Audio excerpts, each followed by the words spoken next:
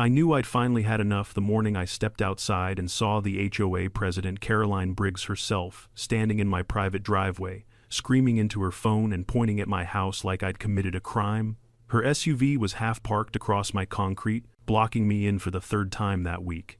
Except this time, she wasn't yelling at me. She was calling 911 on me, and all because my new Rottweiler, Diesel, was calmly sitting at the edge of my driveway, refusing to let her temporarily borrow the space again like she'd been doing for weeks.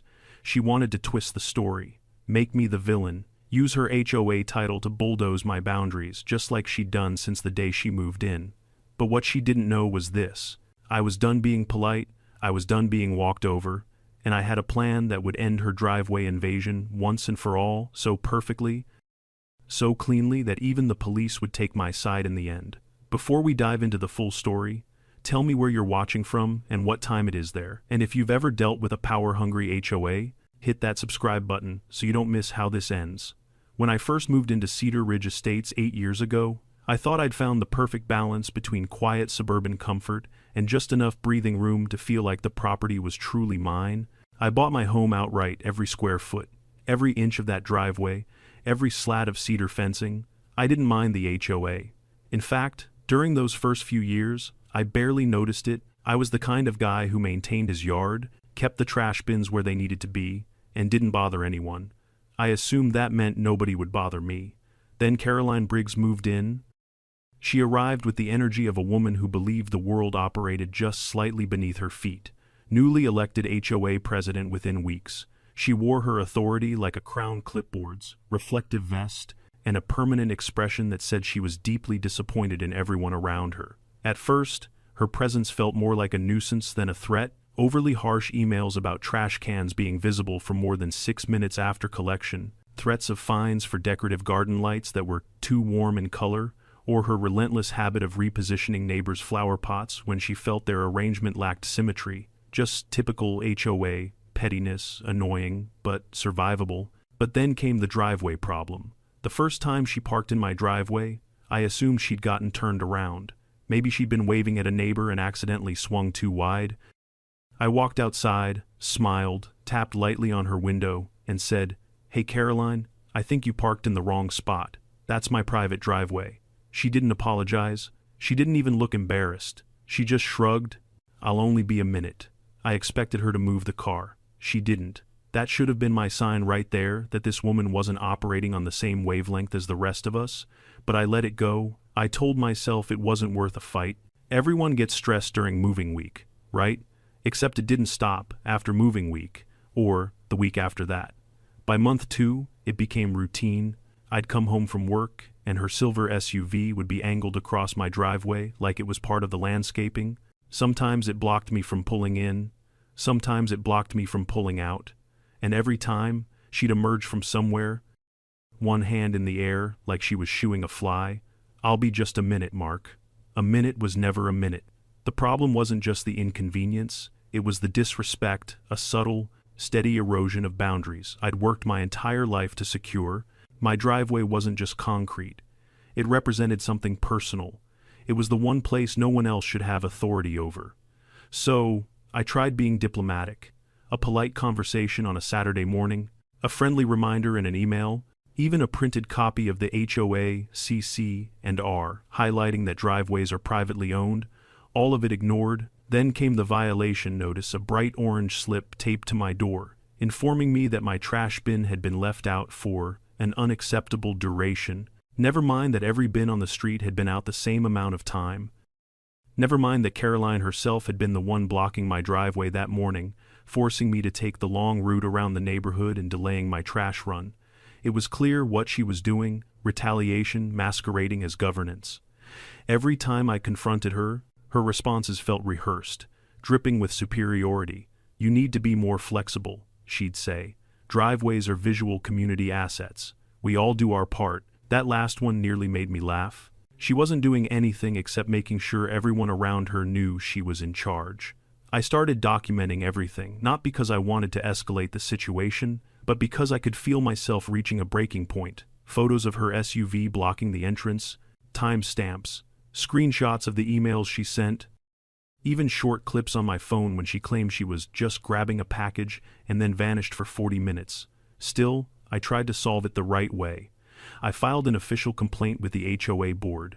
The board, however, was little more than Carolyn and her loyal cheerleaders, a small group of neighbors who liked the illusion of order more than the reality of fairness.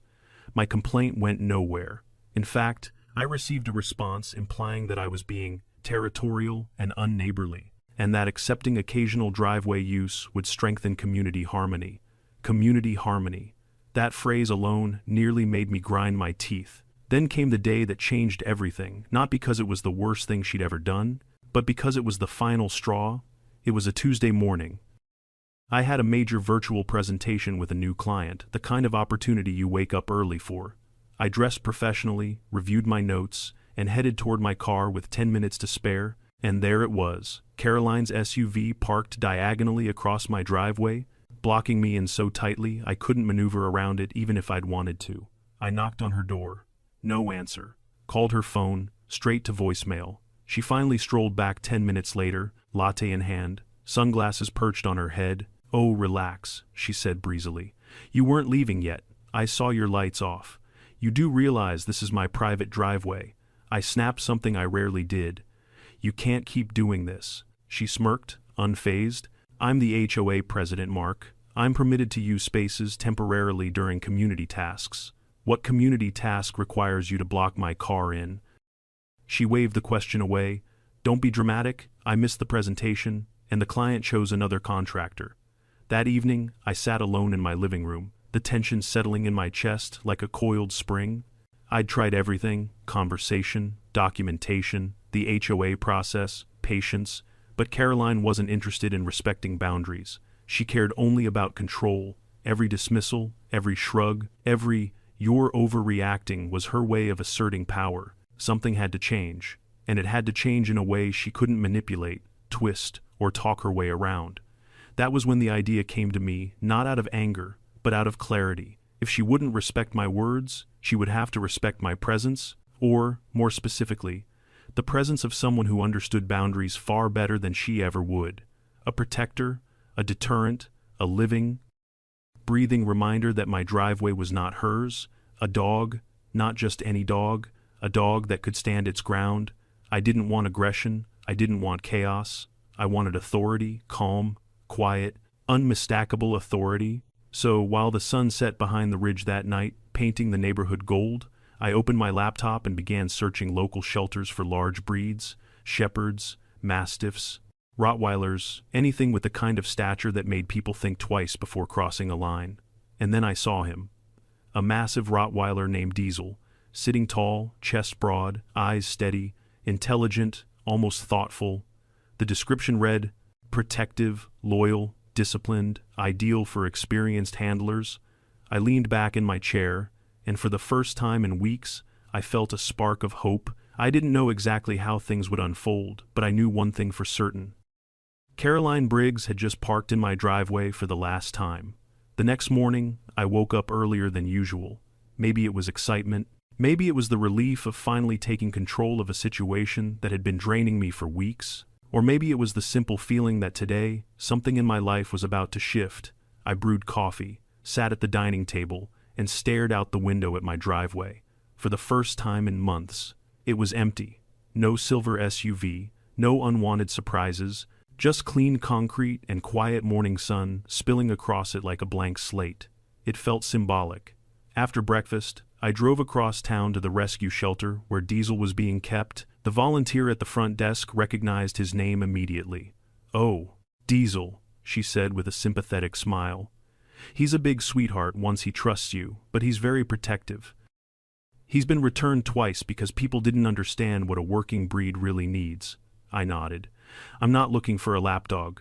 "Good," she said, "because he's definitely not one." When she led me into the back area, Diesel was lying in a corner of his kennel, front paws crossed, head up, ears alert. He was massive, bigger than I expected, with that unmistakable Rottweiler posture. Confident, calm, aware of everything happening in the room. But what struck me was his stillness. He didn't jump, he didn't bark, he just observed. The volunteer unclipped his kennel door. "Diesel, this is Mark. Be gentle." Diesel stood slowly, walked up to me, and lifted his head so our eyes met. I don't know how to explain it. Maybe it was projection, maybe wishful thinking, but it felt like he was assessing me, like he was deciding, on the spot, whether I was worth his loyalty. I extended my hand, letting him sniff. He licked my knuckles once, sat down, and leaned ever so slightly against my leg. The volunteer raised her eyebrows. Well, that's a very good sign. I didn't hesitate. I'll take him. The adoption paperwork felt like signing a peace treaty with myself, a promise that I was no longer going to let Caroline push me around. Diesel wasn't a weapon. He wasn't revenge. He was a boundary, a line she couldn't cross without confronting something larger than her ego. On the drive home, Diesel sat upright in the back seat, occasionally glancing out the window at passing cars. Every time I stopped at a light, his reflection stared back at me from the rearview mirror, calm, steady, unshakable, exactly what I needed. When we arrived home, I opened the back door, and Diesel hopped down onto the driveway. He sniffed the air, paced the perimeter twice, then sat right at the edge of the concrete, facing the road like it was his natural post. "That's your spot," I murmured. "Good boy." He didn't look at me, but his tail gave a small, single thump against the ground. I spent the rest of the day prepping, installing motion sensor cameras, repositioning my doorbell cam to capture the entire driveway, and printing out official-looking signs that read, "Private driveway, no unauthorized parking, security monitoring in use." Yes, it was dramatic, but subtlety hadn't gotten me anywhere with Caroline.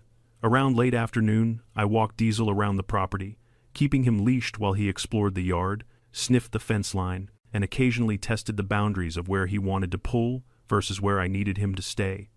He was strong, easily over 100 pounds, but impressively responsive. A quick tug, a soft hey, and he adjusted. By evening, we'd already established a rhythm. When a car drove by, Diesel lifted his head, ears pricking forward, but he never barked. He just watched, judging, calculating, choosing whether the vehicle was a threat worth reacting to. Nothing passed his attention, not even a leaf. And that was perfect. 2 days passed before Caroline made her next appearance. It was just after 9 a.m., and I was standing in the living room, watching the morning news, Diesel resting at my feet like a furry boulder. He suddenly stood, ears forward, and walked to the window. I followed his gaze, and there it was, Caroline's silver SUV rolling down the street toward my driveway with its usual slow, entitled glide. The same angle of approach, the same casual assumption that the concrete she was looking at somehow belonged to her. Diesel looked back at me as if asking, "Is this the one?" I opened the front door and stepped onto the porch. Caroline didn't even notice me. She didn't notice Diesel either, not until her front tires were inches from the driveway. Diesel walked forward, positioning himself right at the opening, tall, broad, immovable. Caroline slammed the brakes so hard her SUV dipped forward. She stared. Diesel stared back. I could practically feel the tension humming between them like a power line ready to snap. Caroline rolled down her window, face twisted in disbelief. "Move your dog, Mark." Diesel didn't move a muscle. I leaned against the porch rail. He's on my property, and unlike some people, he respects boundaries. Her jaw clenched. "I have HOA business to handle. I need quick access." "You know that?" "No," I said calmly. "What I know is that you've been using my driveway as your personal parking space. That ends today. This is harassment." She snapped. "You trained your dog to intimidate me." "I trained my dog to guard the place he lives," I replied, "which includes my driveway." "Move him," she repeated, voice rising. "Right now." Diesel took one step forward, not aggressive, not loud, just enough to make his presence unmistakable. Caroline jerked back like he'd leapt at her. I held up both hands. "He's not attacking you. He's doing his job. If you don't want to interact with him, steer clear of my driveway." Her hand flew to her phone. "I'm calling the police." Of course she was. I didn't argue, didn't try to de-escalate. I'd played that role too many times already. Instead, I said, "Go ahead," and then I turned and walked back inside, leaving Diesel calmly watching her through the open gate. She dialed frantically. I could hear her voice escalating through the window as she spun a story about a threatening guard dog and a homeowner using intimidation tactics. Diesel wandered back to the porch, sat beside me, and placed his huge head on my knee like he was bored with the whole ordeal. "Good boy," I whispered, scratching behind his ears. "Just wait. The truth will speak for itself." The police arrived in less than 10 minutes, 2 cruisers, lights flashing but sirens off. Small town calm, big time authority. I stepped onto the porch as they approached, Diesel sitting obediently beside me. Caroline ran up to them immediately, waving her arms, pointing at Diesel, claiming she'd been blocked, threatened, and cornered by my dog. One of the officers asked her to stay by her vehicle while they assessed the situation. They approached Diesel cautiously, not because he was aggressive, but because protocol demanded it. Diesel didn't growl, didn't bark, didn't break eye contact with them. He just sat there like a statue of silent judgment. "Sir," one officer said, "does your dog have a history of aggression?"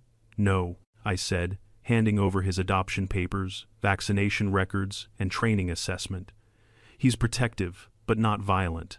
"Did he chase her, bark at her, lunge?" "No," I said, and then motioned to my camera system. "You can see for yourselves." Within minutes, they reviewed the footage.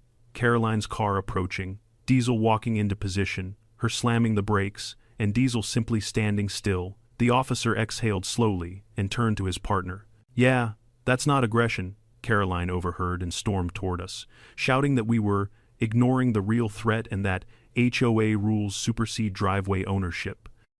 The officer held up a hand. "Ma'am, HOA rules do not override private property rights.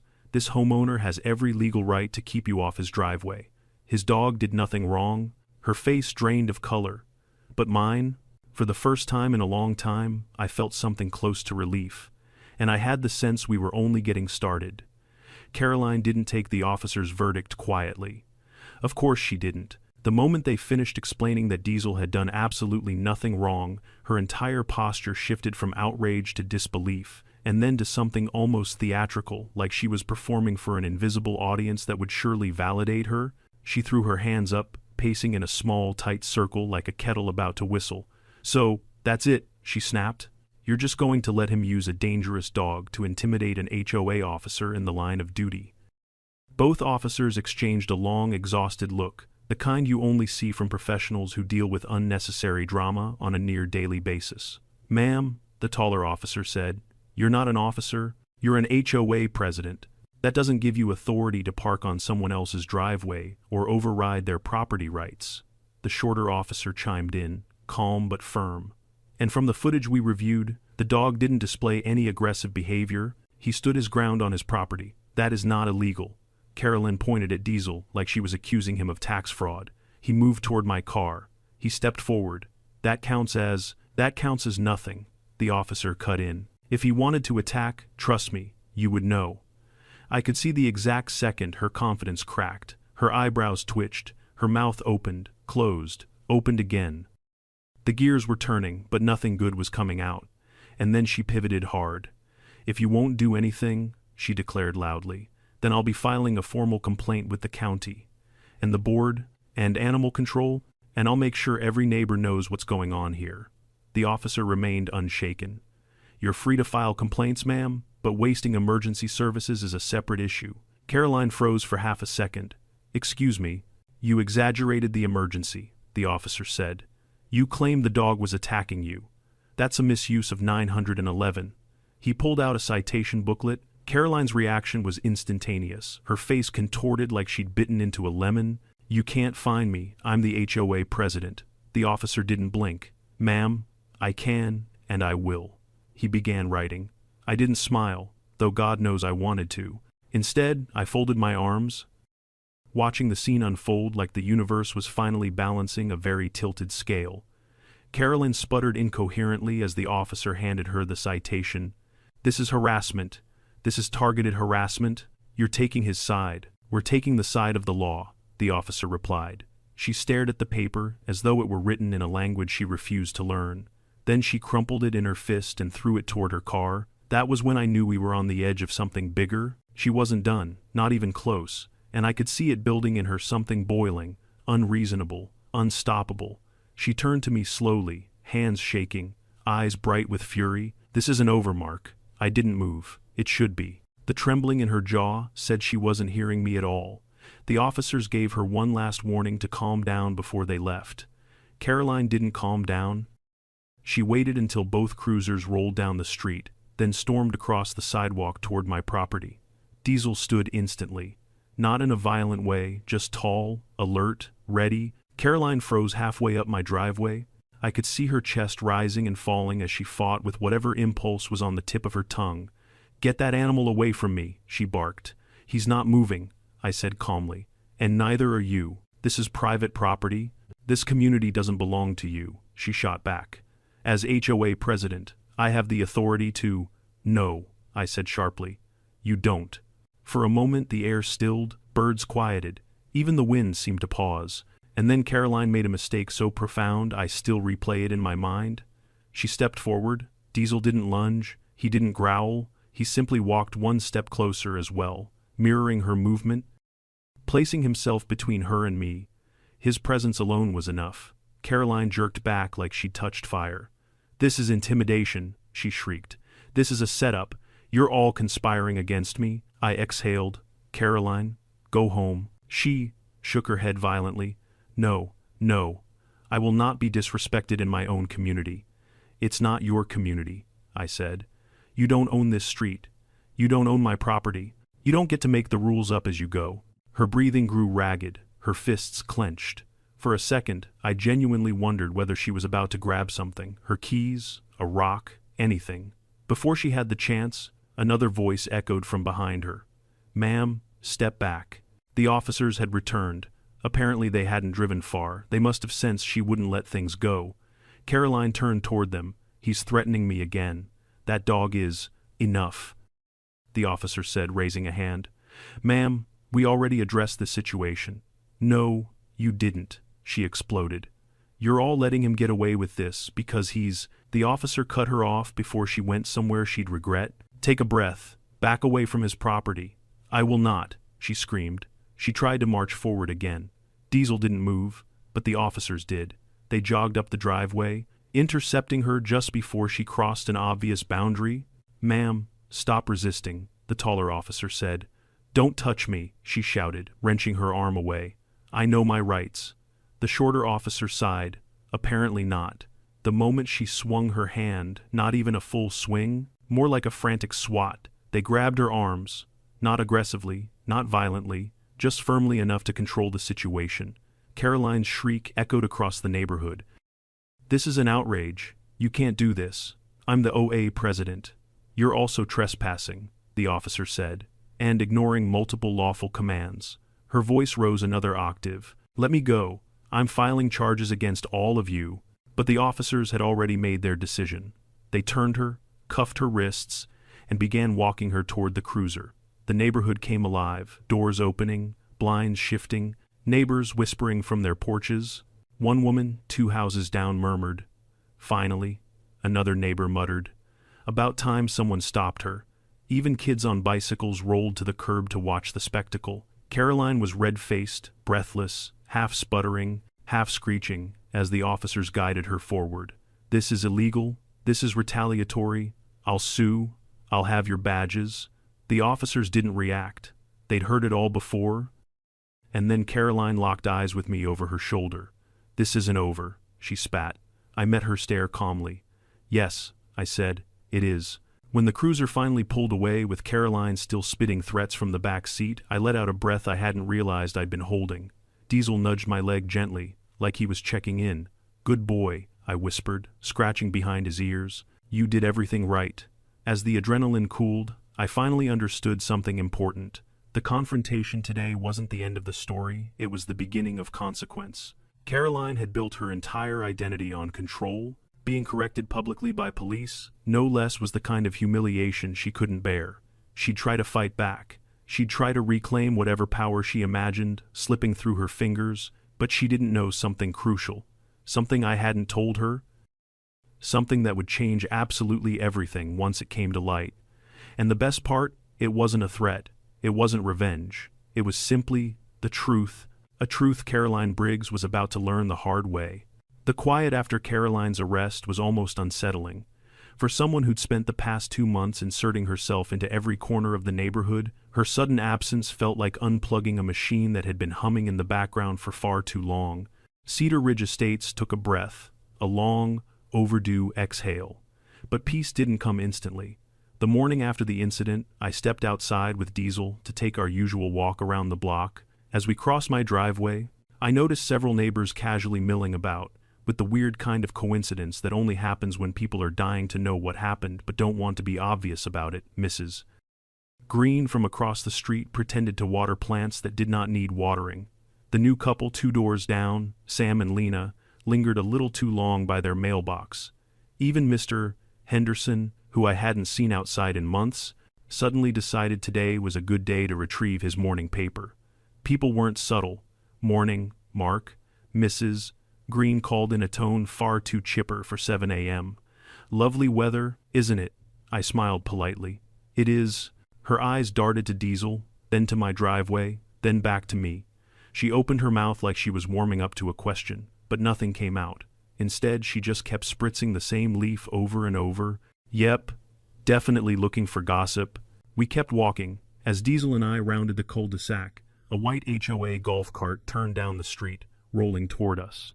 I tensed for a moment. Old habits die hard, but when it pulled up to the curb, I saw it wasn't Caroline at the wheel. It was Jim. Jim Carter had been on the HOA board for years and was widely regarded as one of the few decent human beings in Cedar Ridge governance. He was in his mid-60s, wore glasses that always sat a little crooked, and carried the exhausted aura of someone who had tried for years to keep the peace while being outnumbered by louder personalities. He parked beside me and removed his cap with a sigh. "Mark," he said, "mind if I walk with you a minute?" "Not at all." Jim climbed out of the cart, fell into step beside us, and lowered his voice. I heard about what happened yesterday." "Did you?" I replied, though of course I knew the entire neighborhood had. Jim frowned. "Look, I want to apologize.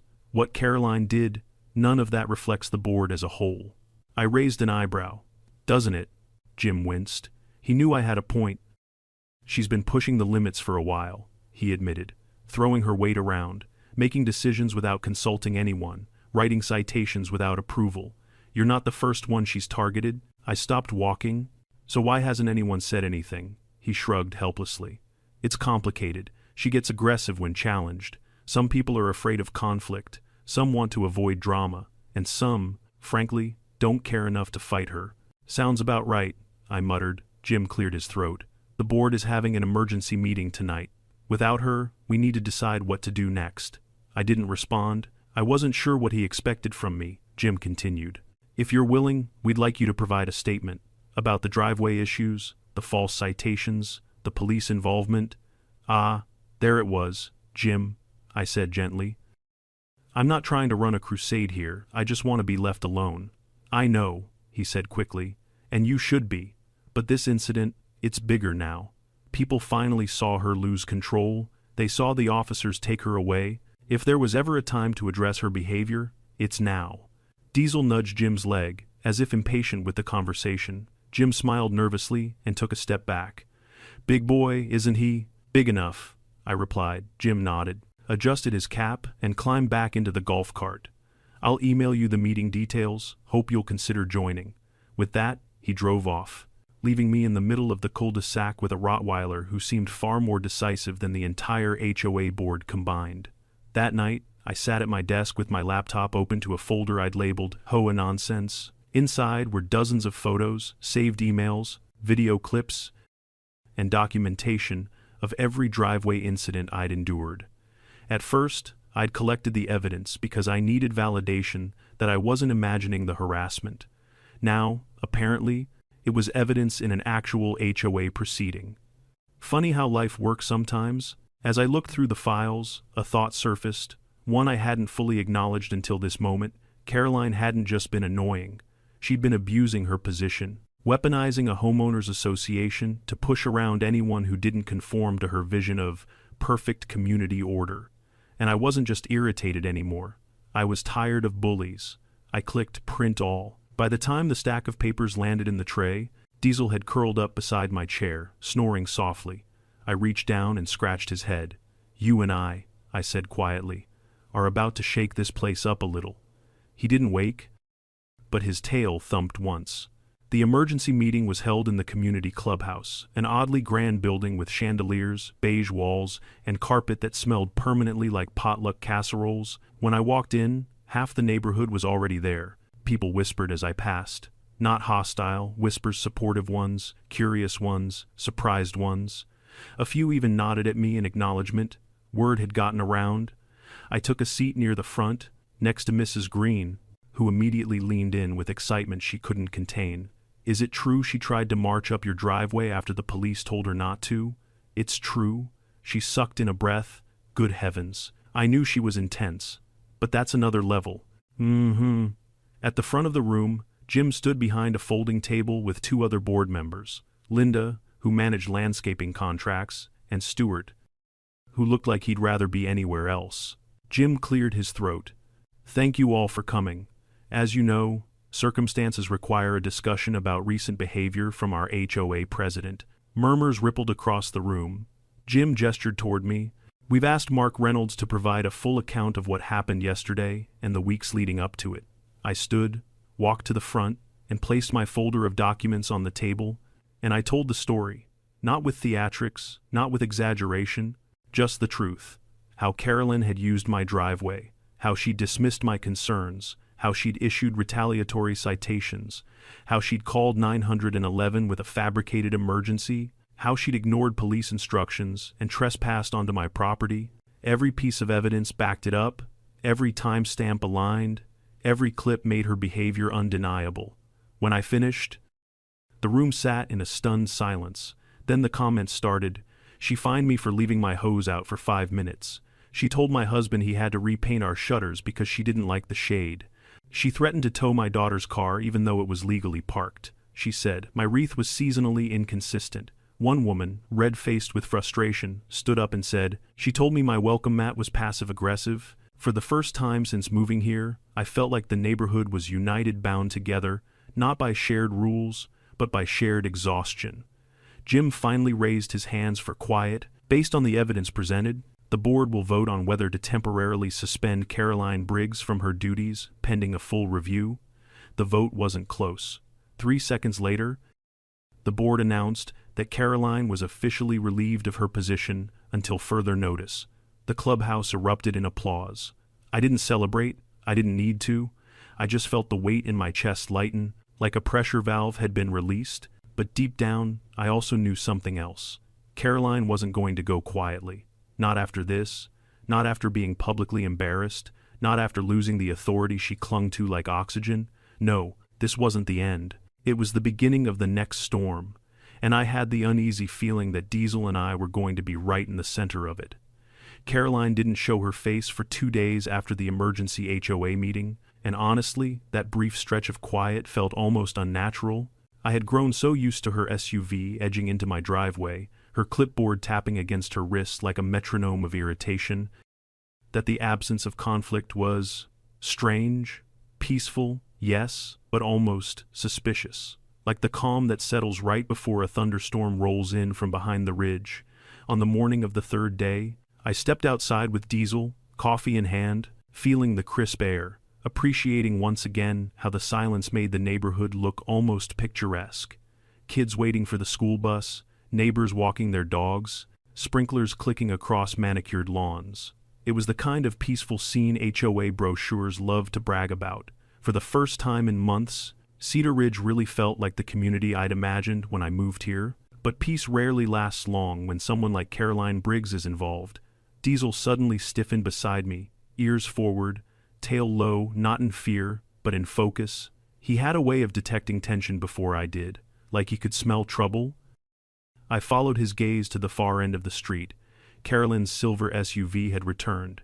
She drove slower this time. No wild speed, no reckless confidence, just a slow, creeping roll toward my property, as if she was stalking from a distance, collecting data, rehearsing. Diesel watched her the entire way, unmoving, a sentinel carved from muscle and discipline. I didn't move either. Caroline stopped her SUV directly across the street from my driveway. She didn't get out, she didn't wave, she didn't yell. She just sat there behind the tinted glass, staring. Minutes passed. Finally, the driver's window rolled down. Caroline leaned out, sunglasses covering half her face. "You think you've won, don't you?" she said, her voice steady but laced with venom. I didn't respond at first. I wasn't going to take the bait. "Caroline," I finally said, "I'm not interested in winning anything.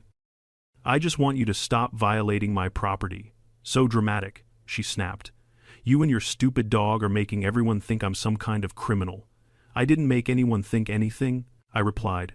"Your actions did." She clenched her jaw so hard I could see the muscles twitch. "Don't worry," she said through her teeth. "I'm working on something. You'll see." Then she drove off abruptly, tires squeaking, not peeling out in anger, but in frustration that didn't know where else to go. Diesel exhaled sharply, like even he was tired of her. I glanced down at him. "Yeah," I muttered. "I have a feeling she's far from finished." At the HOA board's request, I stayed in regular contact with Jim over the next few days. He updated me on the formal suspension process, the complaints being reviewed, and the fact that several board members were quietly relieved to finally have the chance to address the problems they'd been avoiding. But the more the board talked about Caroline, the more I realized just how many skirmishes she had created across the community. She fined a retired couple for hanging a hummingbird feeder too low. She threatened to tow a teenager's car for being parked at an angle she personally found unacceptable. She told a widower his porch chair cushions clashed with the HOA color palette. She issued a citation to a woman for having too many ceramic frogs in her garden. And the worst part, most people had simply complied, not because she was right, but because they didn't want to deal with her wrath. Her power had never come from authority, it came from intimidation. And now that intimidation had backfired, Jim called me one evening with an update. "It's not official yet," he said, "but I think the board is going to move for permanent removal." "That makes sense," I said. "But be prepared," Jim added. "She's not going to accept it quietly. I never expected her to." We hung up. I turned to find Diesel lying at the doorway, blocking the entrance like he always did at night, never fully asleep, just resting, ready. "You might be getting busier soon," I said to him. He blinked, unimpressed. The next incident came sooner than expected. It was a Saturday afternoon. I had decided to do some yard work, raking leaves, clearing gutters, the kind of chores you only do when you're trying to distract yourself from impending chaos. Diesel lounged near the porch, eyes half open, soaking in the sun like a solar panel. I had just gathered the last pile of leaves when I noticed a car I didn't recognize pull into the neighborhood. It wasn't a neighbor's vehicle. It wasn't a contractor's truck. It was a dark sedan, with tinted windows and no front license plate. It drove slowly, too slowly, coasting past houses like it was mapping the area. Diesel lifted his head and watched. The sedan slowed even more when it passed my house. Pausing just long enough to make me uneasy, Diesel stood. The car continued down the road and disappeared around the corner. I didn't like it, neither did Diesel. I mentioned it to Jim an hour later. "That's odd," he said. "We don't have anyone scheduled for appraisals or inspections today." Something about the tone in his voice made me tense. "Do you think Caroline might be involved?" Jim sighed. "Nothing would surprise me at this point." I ended the call feeling a knot in my stomach. That night, around 11 p.m., I heard something that instantly sent adrenaline through my veins. The sound of footsteps outside my house. Not heavy, not subtle, just slow, creeping steps across gravel. Diesel reacted before I could even stand. He bolted to the front window, hackles raised, letting out a low rumble I had never heard from him before. I approached the window and peeked through the blinds. Someone stood in the shadows near the corner of my property. Not a neighbor, not a kid, an adult, hooded, tall, intentionally trying not to be seen. He was holding something in his hand. Diesel growled deeper, chest rumbling like distant thunder. Then the person stepped closer, just enough for the motion sensor light to flick on. The bright white beam flooded the driveway, illuminating the trespasser, and I felt my stomach drop. It wasn't some stranger. It was Caroline. What she held in her hand wasn't a clipboard. It was a stack of papers and a camera. She raised the camera and took multiple photos of my house, my yard, my windows, my security sign, everything. Diesel barked, loud enough to shake the glass. Caroline flinched. Stepping back, I flung the door open. "Caroline!" She froze, her face pale and strained in the light. "What are you doing on my property?" She lifted her chin, a brittle, fragile defiance. "Gathering evidence." "For what?" "For your violations." I stared at her, speechless. "You've been suspended from the HOA. Temporarily, she hissed, and I will get reinstated. But first, I'm documenting all the rule-breaking happening at your house. What rule-breaking? The dog, the cameras, the signs, the landscaping that's not in compliance, Caroline, I interrupted. Everything I've done is within HOA regulations. You think that matters? She snapped. Once I'm back in charge, I'll rewrite the rules if I have to. Diesel stepped forward, planting himself between us. Caroline backed up instinctively. This isn't over, she said again, breath trembling. It won't be over until I say it is. Then she turned and hurried back toward the street, disappearing into the dark. I stood there for a long time, watching the shadows, listening for any hint she might return. Diesel didn't move from his post. Eventually, I closed the door and locked it. I realized then that the storm hadn't passed. It had only started gathering strength, and if Caroline was willing to sneak onto my property in the middle of the night to take photos, then her next move would be even more desperate, something bigger, something reckless, something dangerous. Diesel sat beside me, watching, waiting. I placed a hand on his head. Good boy, I whispered. Stay close. Tomorrow's going to be a long day. By sunrise the next morning, I was already awake, sitting at the kitchen table with a cup of coffee I'd completely forgotten to drink. Diesel lay at my feet, but even he sensed something was wrong. His sleep was light, ears twitching at every small noise outside. I kept replaying the image of Caroline in my driveway the night before. The shadows across her face, the stack of papers, the camera, the way she said, "It won't be over until I say it is." Normal HOA presidents don't sneak onto private property at 11 p.m. Normal people don't behave like trespassers casing a house. This wasn't a rule dispute anymore. This was obsession. Around 7:30 a.m., I heard footsteps on the porch. Diesel lifted his head and emitted a low growl, not aggressive, just alert. I checked the peephole. It was Jim. I opened the door. "You're up early." He removed his cap. Tired lines etched across his face. "Mind if I come in?" I stepped aside. Diesel sniffed him, relaxed, then lay back down near my chair. Jim sat, exhaling heavily. "We need to talk." "That sounds serious." "It is," he said. "Caroline showed up to the HOA office this morning." I blinked. I thought she was suspended. She is, but she stormed in anyway. Told the administrative assistant she was still the rightful president and demanded records. She said she was filing a petition to overturn her suspension based on unlawful bias. I rubbed my temples. She's spiraling. "That's not the half of it," Jim continued. "She accused the board of conspiring with you, said we were weaponizing the HOA against her, said you'd been harassing her for months." A humorless laugh escaped me. "That's rich." Jim nodded. "She also claimed you set a dog trap for her." "A dog trap?" I repeated. "What even—" "I know," he said, waving a hand. "It's nonsense, but she's trying every angle she can think of. And Mark? I don't think she's done escalating." "Yeah," I said slowly. "She was on my property last night." Jim stared at me, eyes wide. "Doing what?" I told him everything, the camera, the photos, the threats. Jim sunk deeper into his chair. "Jesus," he murmured. "This is worse than I thought." "What's our next step?" I asked. Jim hesitated. "Honestly, we may need to involve someone above the HOA, county code enforcement, possibly even law enforcement. For trespassing. For harassment," Jim corrected. "Persistent harassment, fueled by her abuse of authority. The board will back you. You have evidence. And judging by how erratic she's become, I think she's close to crossing a line she can't walk back." I nodded slowly. "Then let's get ahead of it." Jim left soon after, promising to call an emergency board meeting that evening. As soon as he was out of sight, I looked down at Diesel. "We're not done yet, buddy." He thumped his tail twice, as if he understood exactly what was coming. The rest of the day crept by with uncomfortable stillness.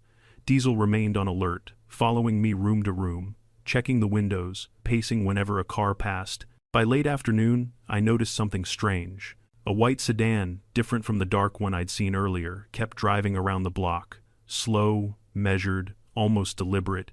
It circled once, twice, a third time. Each time, Diesel bristled, tail stiff, eyes following it like a predator tracking prey. By the fourth pass, my patience snapped. I walked out onto the sidewalk, waving my arm to flag the driver down.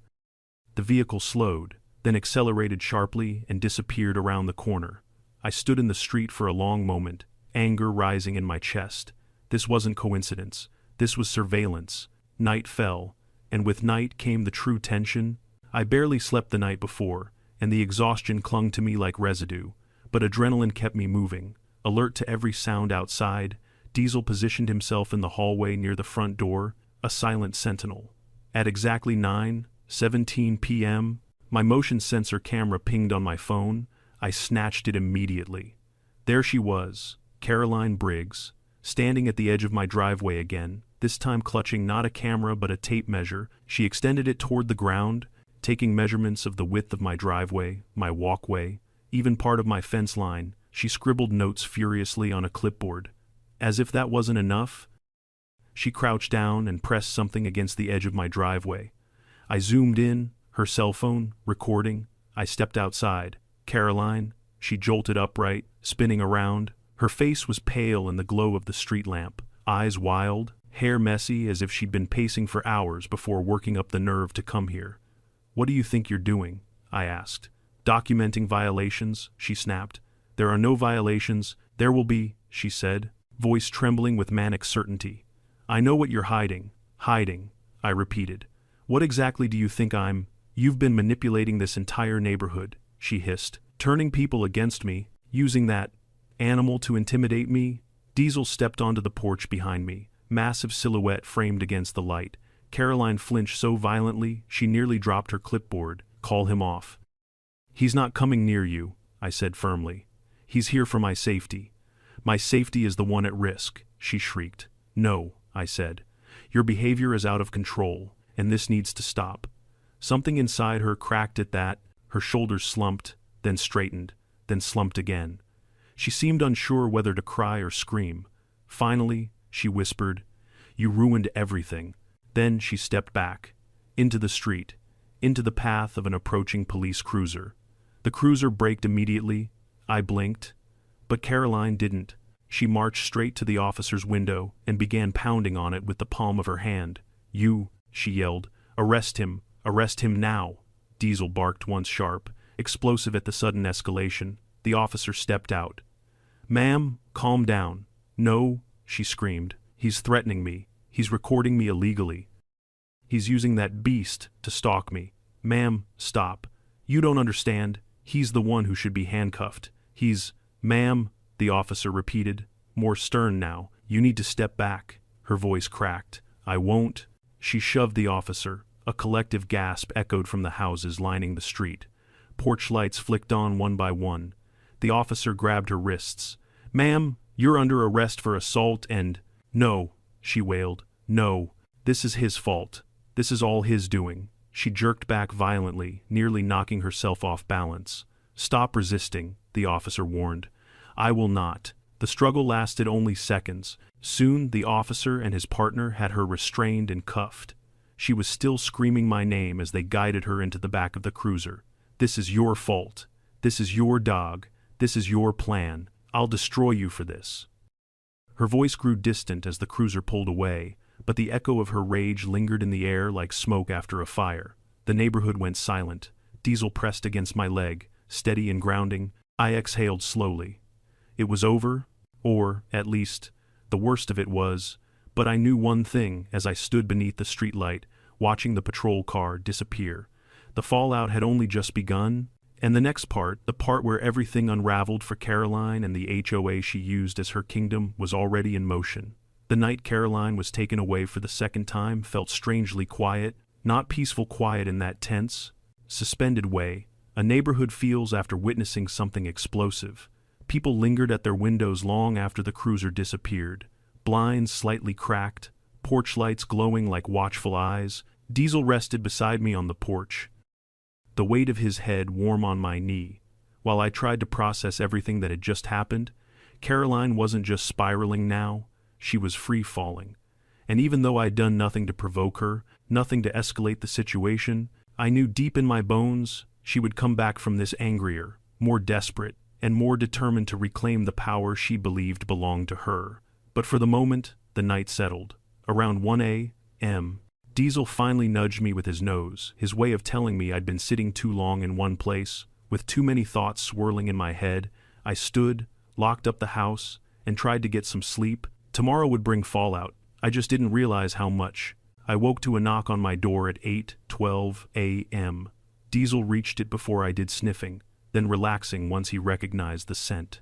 When I opened the door, Jim stood there, clutching a folder stuffed with documents. His expression told me everything before he said a word. "Well," he sighed, "things have escalated." "They were already escalated," I reminded him. Jim nodded. "And now the county is involved." He walked inside, set the folder on my kitchen table, and rubbed his forehead. "Last night's arrest triggered a mandatory review. When the officers reported she was trespassing, shouting, refusing commands, and accusing half the neighborhood of conspiring against her, the county opened an inquiry into her previous HOA actions." "What does that mean exactly?" I asked. "It means they're investigating her entire tenure as president. Every fine, every citation, every decision she ever signed off on." That explained the stack of documents. "And," Jim continued, lowering his voice, "your footage is the strongest evidence in their file."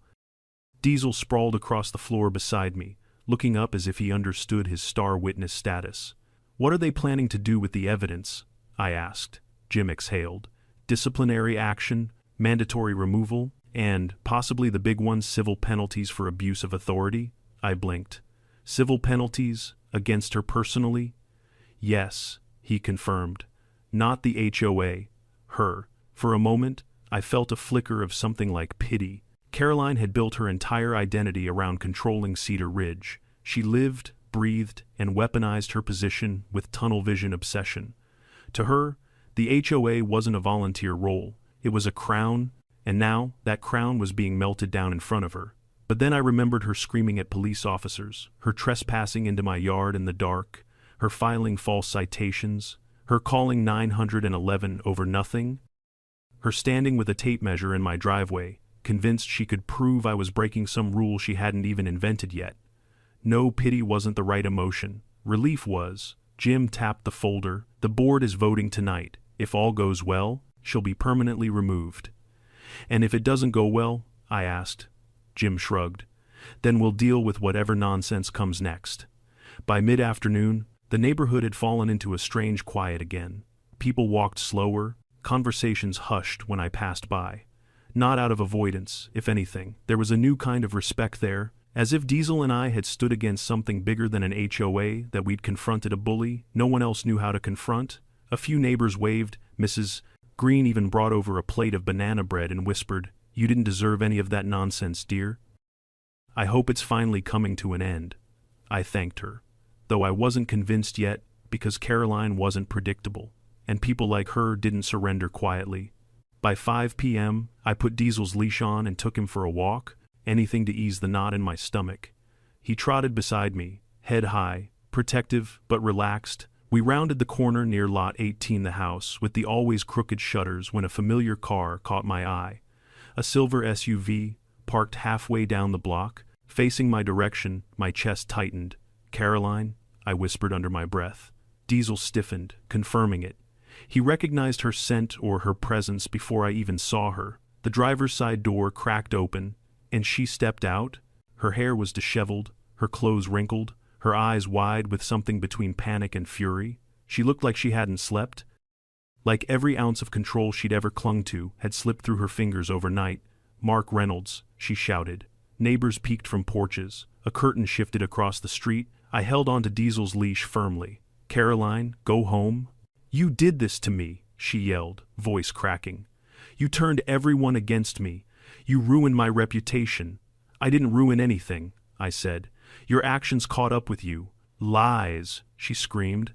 "You manipulated the board. You manipulated the county. You staged everything." Diesel growled, not loud but deep, a warning resonating from his chest. Caroline's eyes darted to him. "You trained that animal to threaten me." I shook my head. "Diesel isn't a threat unless you make yourself one." She clenched her fists. "I'll fix this. I'll fix all of it." She took a step forward. Diesel positioned himself in front of me, body tense, tail straight. "Caroline," I warned, "don't come any closer." But she was shaking now, not with fear, with something more unhinged. This community was mine to run, mine, and you destroyed it. A car horn blared from behind us. Police? Again. Two cruisers pulled up, lights flashing but no sirens. The officers stepped out, familiar faces by now. "Ma'am," one officer called, "we need you to stop right there." Caroline ignored him. She took another step. Diesel barked loud and sharp. Caroline screamed and stumbled backward, tripping over the curb. The officers rushed in immediately. "Ma'am, stay where you are." "No," she shrieked. "He's attacking me. Arrest him. Arrest." Her words were cut off as two officers gently but firmly restrained her arms. She fought, screamed, kicked at the pavement, insisted Diesel had lunged at her, even though half the street and two police body cams had witnessed the opposite. Within moments, she was in handcuffs again. This time, she wasn't yelling at me. She was sobbing, broken, unraveled.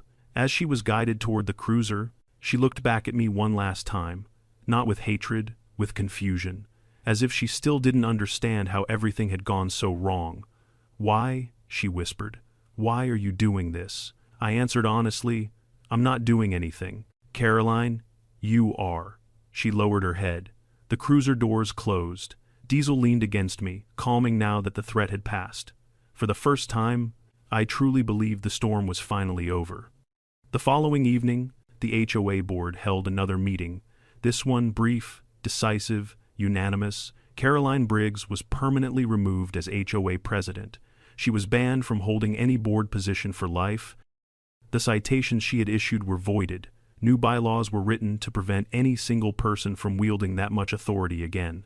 And as for me, the board publicly apologized. Neighbors applauded. Jim shook my hand firmly and said, "Thank you for standing up. You reminded us what leadership actually looks like." I glanced down at Diesel. "He did most of the work," I said. Everyone laughed, but they knew. Diesel hadn't been a weapon. He'd been a boundary, and in a community ruled by someone who ignored every boundary imaginable, he'd been exactly what we needed. As I walked home under the streetlights, Diesel trotting confidently at my side, I felt something I hadn't felt in weeks. Safety, relief, closure, but most of all, my driveway was finally mine again. In the end, this whole ordeal taught me something far bigger than how to deal with an out-of-control HOA president. It taught me that boundaries matter, not just the physical kind painted on concrete, but the personal kind we draw around our dignity, our peace, and our right to live without fear of someone abusing their authority. People like Caroline don't crumble when you yell. They don't stop when you ignore them. They stop when you hold firm, stay consistent, and refuse to let their chaos become your normal. If you've ever dealt with a bully HOA or otherwise, remember this. You don't need to shout to stand your ground.